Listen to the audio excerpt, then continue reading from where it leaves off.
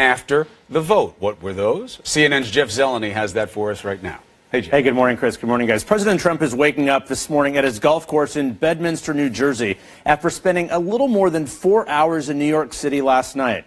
It was his first visit back to his hometown since taking office, but he didn't stop in at home at all, and he was welcomed by some protesters. But he did arrive with a sense of satisfaction. One of his biggest campaign promises is closer to becoming reality. President Trump savoring a victory, the first major legislative win of his presidency, visiting New York last night for the first time as president.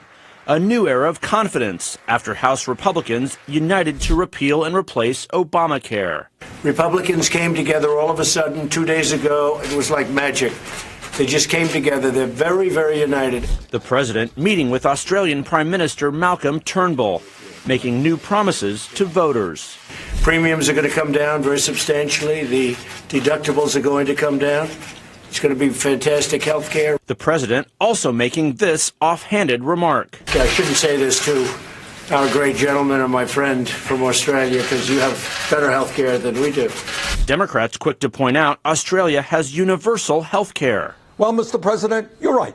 In Australia and every other major country on earth, they guarantee health care to all people. They don't throw 24 million people off of health insurance. The president delaying his first face-to-face meeting with the Australian Prime Minister after taking an impromptu victory lap in the Rose Garden, surrounded by House Republicans who helped deliver a much-needed win on his 105th day in office. We're going to get this passed through the Senate. I feel so confident. Presidential promises on health care can be hard to keep.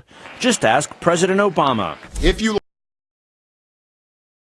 your doctor, you can keep your doctor under the reform proposals that we put forward. If you like your private health insurance plan, you can keep it. Under his watch, Democrats lost control of the House and Senate, largely over health care. The question voters will ultimately decide, is Trump care better than Obamacare? We suffered with Obamacare. I went through 2 years of campaigning, and I'm telling you, no matter where I went, people were suffering. The president basking in the moment, vindication from failing to pass the bill more than a month earlier. How am I doing? Am I doing okay? I'm president. Hey, I'm president. Can you believe it, right? Now, the president has no public events on his schedule today as he breathes a sigh of relief at the biggest win of his young presidency. But there is an uphill battle in the Senate on health care.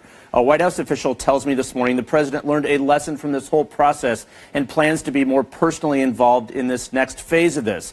But the reality is now he owns the reshaping of the American health care system.